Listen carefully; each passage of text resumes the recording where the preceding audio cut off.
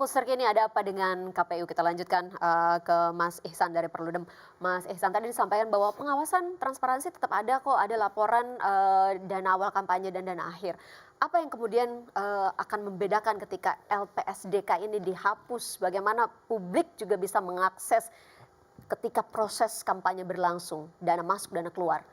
Ya, pertama rasanya teman-teman di Komisi 2 perlu melihat laporan awal dana kampanye itu tidak banyak dicantumkan bagaimana mereka menerima dana kampanye di awal. Jadi itu kenapa kami ya sebetulnya masyarakat sipil menyatakan laporan awal dana kampanye atau LADK itu tidak cukup. Atau misalnya hanya berbasis pada LPSDK atau LPPDK misalnya. Itu tidak bisa. Ketiganya ini saling melengkapi. Laporan awal dana kampanye dibuat untuk memperjelas bagaimana partai politik ketika akan bertarung dalam kontestasi kampanye, mereka mendapatkan sumber pendanaan dari mana. Nah, kemudian itu dilengkapi oleh LPSDK.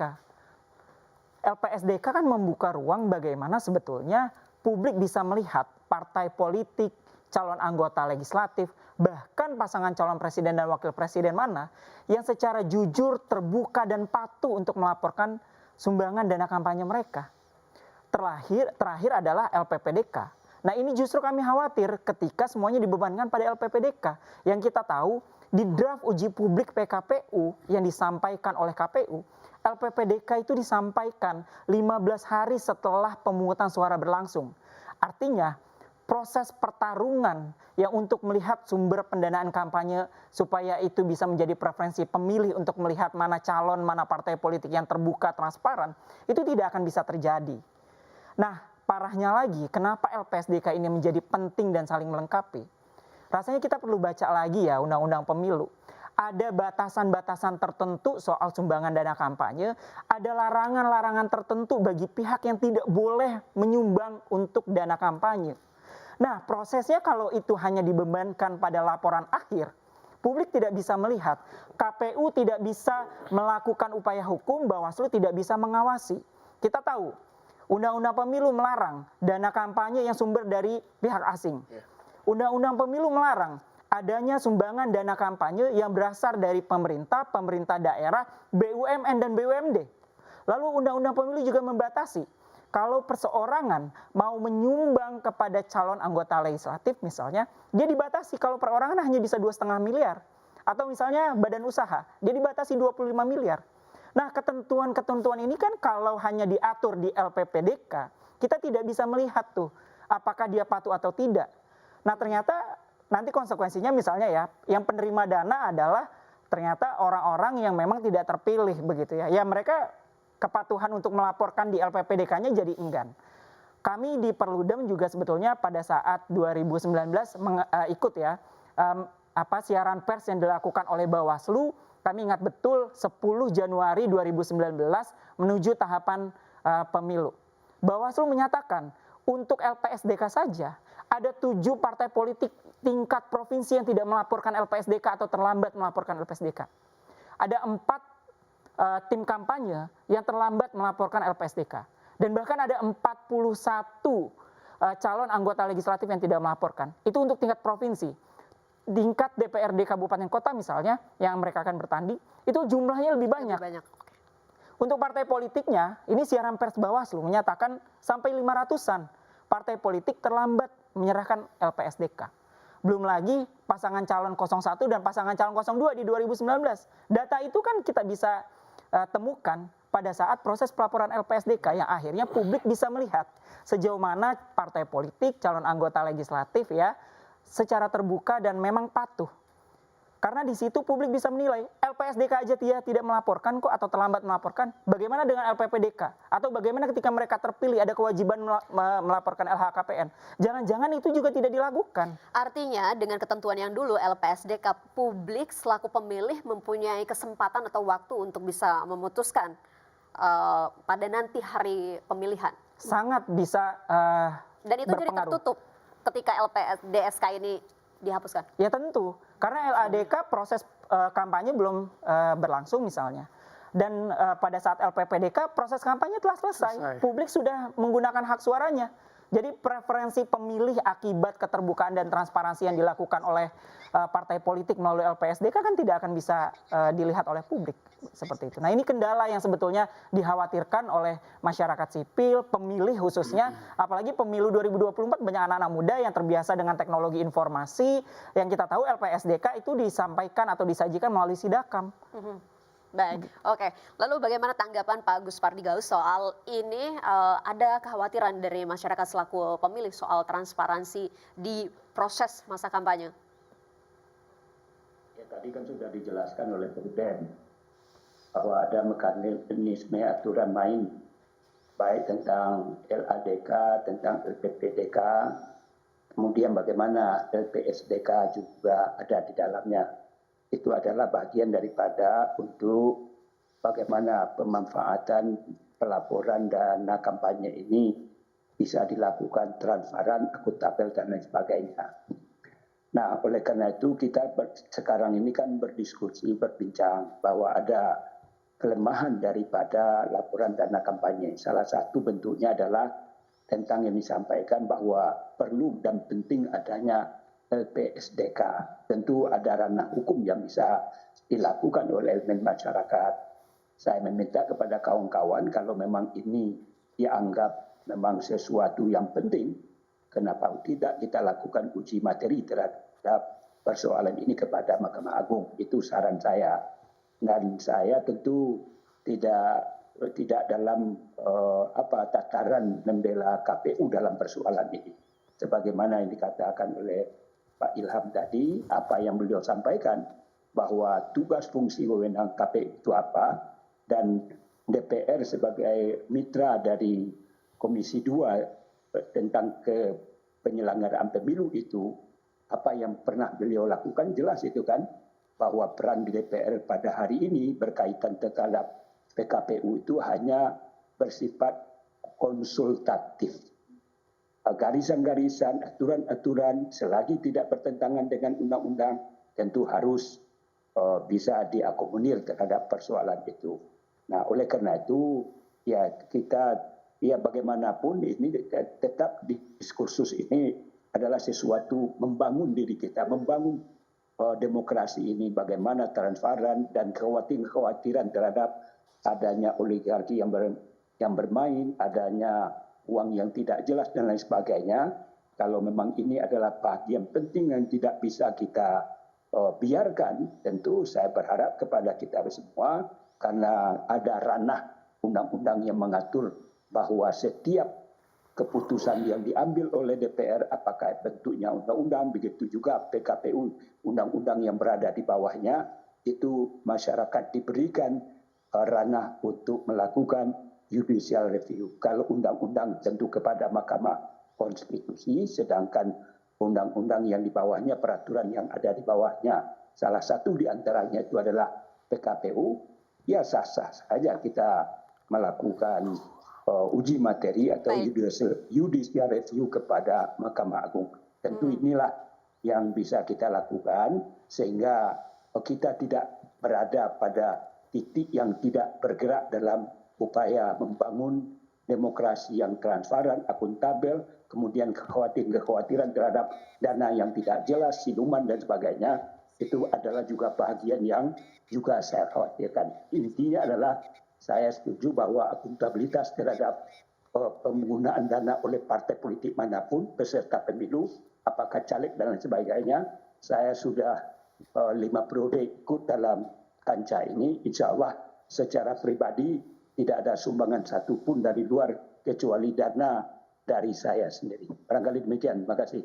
Baik, tadi sarannya ke MA atau ke MK begitu. Saya ke Mas Kurnia. Mas Kurnia, kalau kita lihat dari LPSDK 2019 misalnya saya catat ada LADK 1 juta rupiah dari misalnya Partai Perindo dan Partai Garuda masing-masing ya 1 juta rupiah. Tapi di LPSDK-nya Perindo 82 miliar, sementara Partai Garuda 2,1 miliar. Ini kan jumlah yang perbandingannya tuh ibarat bumi dan langit antara LADK dengan LPSDK begitu. Apakah ini menunjukkan bahwa ada yang salah dengan laporannya? Perbedaan di antara partai juga Kacau itu. banget.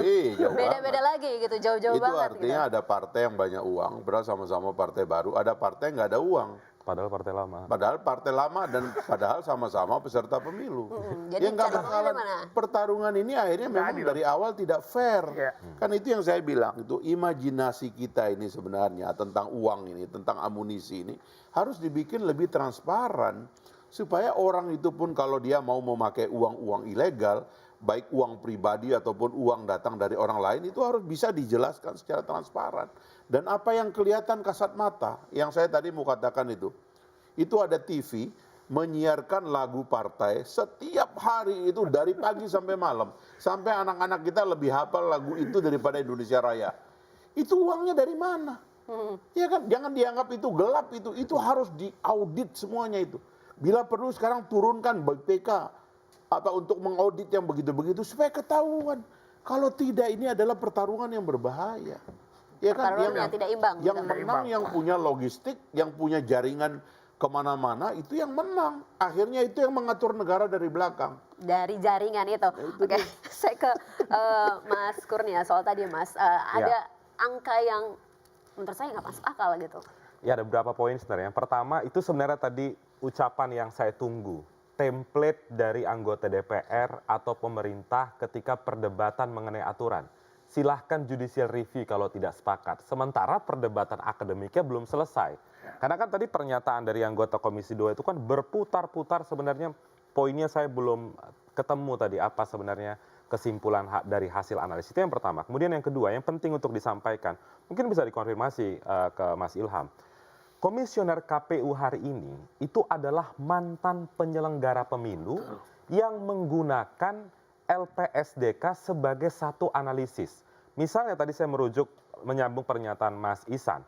Ada konferensi pers yang dihadiri oleh KPU dan Bawaslu tahun 2019. Ini supaya pemirsa tahu siapa yang membicarakan tentang LPSDK adalah ketua KPU saat ini, Pak Hasyim Asyari. Kemudian yang kedua misalnya saya ambil contoh real. Salah satu komisioner KPU namanya Agus Melas. Agus Melas itu dulu adalah pengamat pemilu. Kalau diketik namanya di Google, banyak sekali kajian-kajian saudara Agus Melas menggunakan informasi LPSDK. Nggak pernah teriak soal tidak ada diatur dalam undang-undang, karena mereka sebenarnya tahu bahwa LPSDK ini penting bagi partisipasi masyarakat dalam proses pengawasan penyelenggaraan pemilu. Kemudian yang ketiga, tadi ya perbandingan apakah dia tidak melaporkan atau angkanya jomplang, itulah sebenarnya esensi dari LPSDK. Kalau tidak ada LPSDK, informasi tadi yang dibacakan, kejanggalan-kejanggalan yang terjadi, apalagi sekarang ada 18 partai politik, tentu kita harus tahu betul bagaimana sumber informasi, transparansi, akuntabilitas keuangan mereka dalam masa kampanye. Tapi kan sekarang sudah dihapus. Jangan lupa, awal tahun 2023, saya rasa ini informasi sangat penting. Pusat Pelaporan Analisis Transaksi Keuangan, PPATK, pernah mengatakan ada aliran dana 1 triliun rupiah dari berbagai kasus kejahatan lingkungan yang mengarah pada partai politik untuk kepentingan pemilu 2024. Bayangkan kalau sumber informasi yang sederhana seperti LPSDK namun sangat bermanfaat bagi masyarakat itu dihapus, berarti KPU menyumbangkan kebijakan yang berpotensi semakin mendegradasi partisipasi masyarakat dalam pemberantasan korupsi. Oke Mas, kembali ke tema kita hari Ya. ini. Ada apa dengan KPU hari ini? Ya bagi kami sederhana saja, mereka mengakomodir seluruh keinginan dari partai politik di DPR. Karena kalau tadi Pak Gus Pardi menyampaikan sudah 5 periode menjadi anggota DPR, kenapa kemarin tidak pernah berbicara soal LPSDK? Yang dikuatkan misalkan menjadi undang-undang Ini gitu. sudah Oke. sejak tahun 2014, pernah tidak anggota DPR itu bicara LPSDK ini tidak pernah diatur undang, kan baru tahun ini. Berarti tentu layak dipertanyakan apa argumentasi intelektualitas di balik penghapusan LPSDK itu. Baik, balik lagi ke Pak Gaus. Pak Gaus, selama beberapa tahun terakhir ini kalau memang merasa LPSDK ini penting begitu, kenapa kemudian tidak dikuatkan, diatur dalam undang-undang? Pertama, saya perlu mengklarifikasi, Pak, saya di DPRD di provinsi itu 3 periode. Di DPR RI ini baru 1 periode. tentu yang punya beban moral terhadap persoalan ini tentu orang-orang sebelum periode saya, yaitu 2019 ke bawah. Nah, ya apa yang disampaikan kita sekarang ini kan memang berdiskusi, berdialog, mempertajam terhadap persoalan-persoalan yang kita bahas. Kenapa? Kita pembicaraannya kan berbelit ke situ-situ juga. Secara akademis, saya juga mantan akademisi yang berkaitan dalam persoalan ini.